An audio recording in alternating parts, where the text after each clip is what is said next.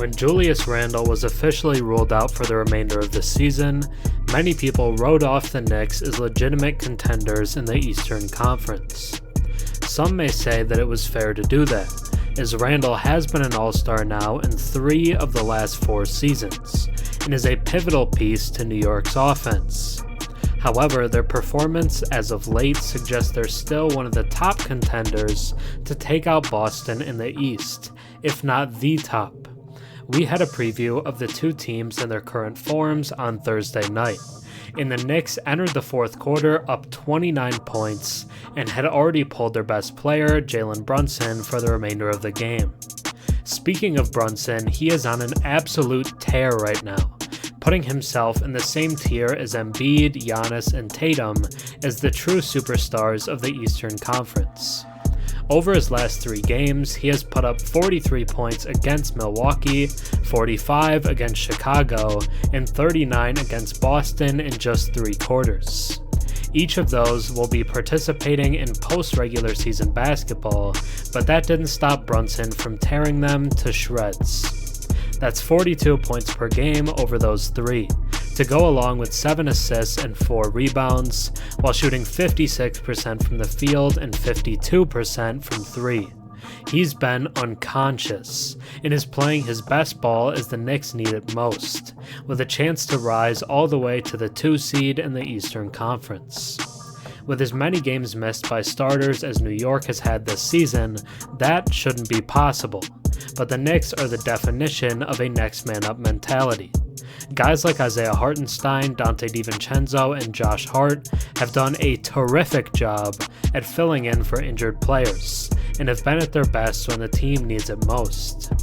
Yes, Boston had practically nothing to play for in their matchup on Thursday, as they've already locked up the number 1 seed in the East and the best record in the NBA. But all their guys played, and for New York to dismantle them the way they did was still impressive.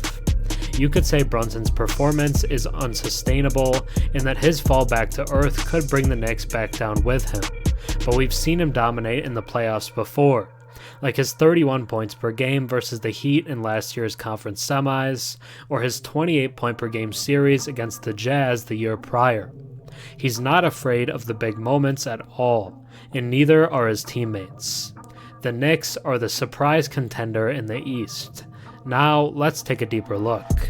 Before we get into the dominant performance from the Knicks in Boston, if you enjoy my content and watch a few videos of mine, think about subscribing.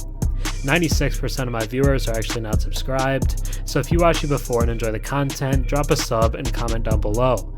It really helps the channel. Jalen Brunson put on a stunning display, notching an impressive 39 points in just 3 quarters, fueling the New York Knicks' charge for the coveted number 2 seed in the East. Their triumph over the Boston Celtics with a final score of 118-109 on Thursday night furthered that quest. Fresh off securing a playoff berth, the Knicks closed the gap to just 1 game behind the Bucks for the prized 2nd seed, with both teams having 2 games left to play. However, New York's path to clinching hinges on winning both remaining games and hoping for the Bucks to falter against both Oklahoma City and Orlando, given Milwaukee's edge in the head-to-head tiebreaker. Brunson showcased remarkable accuracy, shooting 15 of 23 from the field, including 6 of 11 from beyond the arc. Supported by his backcourt mates, Donte DiVincenzo contributed 17, while Josh Hart added 16. Bojan Bogdanovic, a key addition from the trade deadline, provided a significant boost off the bench with 14 points. Boston's efforts were led by Jason Tatum, who scored 18, with Peyton Pritchard adding 16 points off the bench, and Jalen Brown and Sam Hauser each contributing 15. Despite already securing home court advantage throughout the playoffs, the Celtics fielded their top lineup. However, trailing by 29 points, Boston's coach Joe Mazzulla opted to deploy a squad comprised entirely of reserves in the fourth quarter. Brunson's exceptional performance saw him resting for the final quarter, denying Boston's aspirations of sweeping their division rival.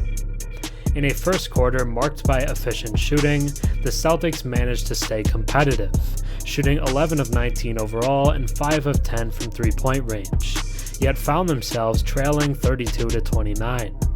New York's dominance was evident, with Hart setting the tone for a productive opening quarter, during which the Knicks reached an impressive 69% from the field.